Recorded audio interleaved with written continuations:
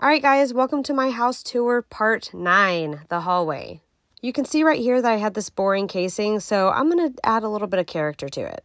I bought some cheap common board from Home Depot and I started framing out this casing to make it look like a beam. I'm cutting everything at 45s to make it look nice and seamless.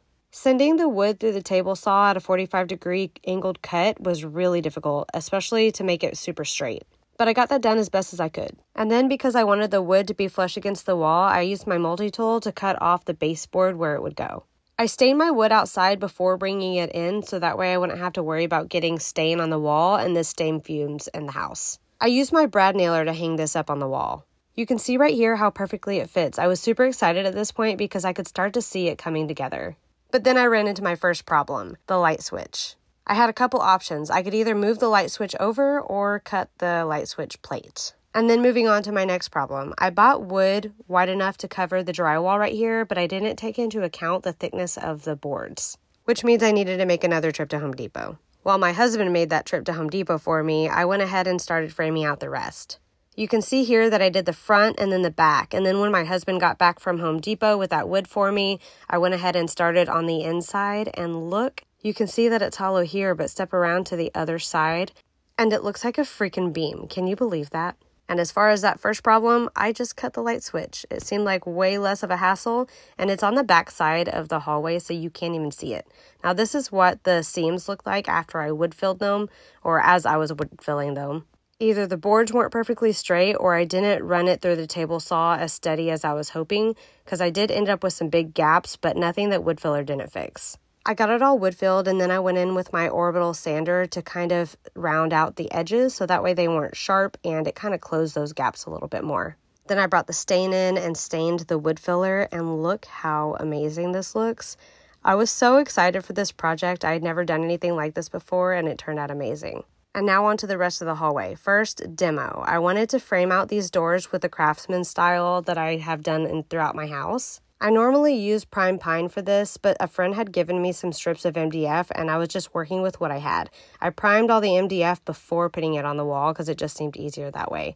MDF is not the best material for this since the edges are rough, but you work with what you got. And then right here, I have a piece of brown board that I'm planning on covering the ceiling with since the ceiling is textured. If I did this project again, I'd probably just skim coat it.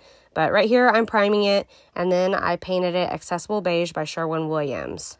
Then I had a stencil pack left over from my dining room, and I stenciled on a large, a medium, and a small stencil throughout this. The goal was to make it look like wallpaper, and I already had the stencils, the paint, and the brown board, so this was pretty much a free project. While that dried, I got to work putting the 1x3s on the sides of the doors. And then I started on the tops. The top is a 1x2, a 1x4, and another 1x2. You can see right here that I'm putting them up individually, but now when I do this, I put the headers together before attaching them to the wall. It's just easier that way. Now I did run into another small problem, and I was just going to leave it like this. You can see how it's uneven, but I couldn't bring myself to do that. I knew it would drive me crazy. So after taking a frustrated breather, I went ahead and removed it and then added some spacers to the top of those 1x3s and then added the header back, and it ended up perfect. Isn't that more satisfying? I'm so happy that I took the time to do this because I know that would have driven me crazy. And then for the ceiling, I had to remove this big vent cover. It was just screwed in, so it wasn't too hard to remove. It was just kind of a pain because my ceilings are 9.5 foot and I am 4'11". But I got it, and then it was on to the light. Now, in order to get the brown board up there with just me and my daughter, I put this piece of wood up there to act as a second set of hands, if that makes sense. And then right here, I'm adding toothpaste to the edges of the light and the filter so that way I can see where I need to cut the pieces out without doing a whole lot of measuring. It was pretty funny, but me and my daughter finally got the piece up there. I smushed it against the ceiling of that toothpaste as best as I could. You can see right here that it left some marks, so I knew exactly where to cut. And I would have a video of me cutting the piece right here, but the wind blew my camera over, so I don't have that for you.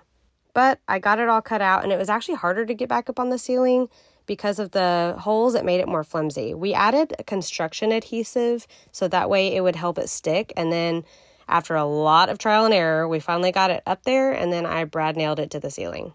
I could have waited for my husband to come home, but I was impatient, so we did it ourselves. And then I got the old vent cover back up there after I sprayed it off outside because it was super dusty. And then I got the new light put back up. Like I said, I'm not an electrician, but I did a little bit of YouTube University research and I made it work and nothing caught on fire. You can see I tested it here and I was super excited because this was a first for me. I did mess up a little bit when I cut the hole out for the light, but I just fixed that by putting a ceiling medallion up there. And because I wanted this hallway to be fancy, I'm adding crown molding for the first time. I did crown molding for the first time ever with no mistakes. I can't tell you how excited I am. Now you can see that brown board on the bottom right there. I have a plan for that.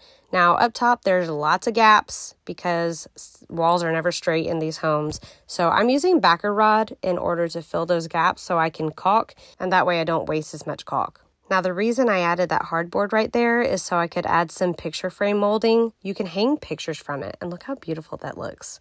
And then on to painting the doors Accessible Beige by Sherwin-Williams to match the door frames because I'm doing that to all the doors in my house and it makes them look so pretty.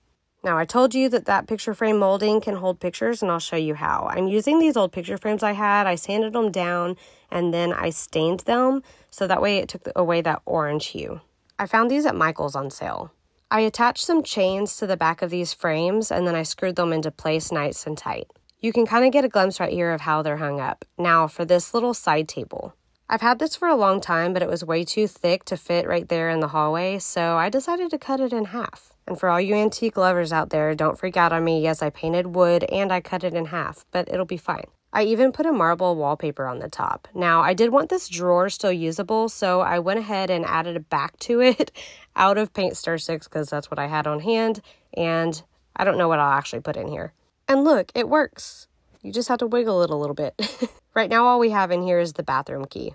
And those paint stir sticks work just fine. I attached this to the wall by putting an L bracket inside the drawer area and then marking a stud and then screwing it to the stud. I got to collaborate with Regio Registers and they sent me a whole bunch of these little registers throughout my house, and they also sent me one for that big vent cover. My husband helped me figure out how to install these.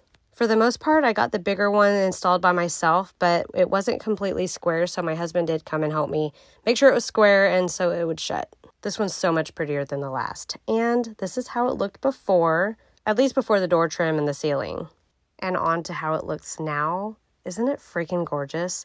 It just added so much character to this little hallway. And I also added a little bit of decor to this outside hallway. I added that gallery wall. We hung up some new lights. I actually went through like 4 lights before I finally found some that I really liked. And you can see right here that I just cut that light switch in half. That wood piece right there, I actually built myself. It was one of my first projects. I also replaced all the builder door handles with these glass knobs, and I think they're beautiful. My daughter's not the biggest fan of them. She says they're a little pokey. And look at that vent cover. It just really made this hallway look so much fancier.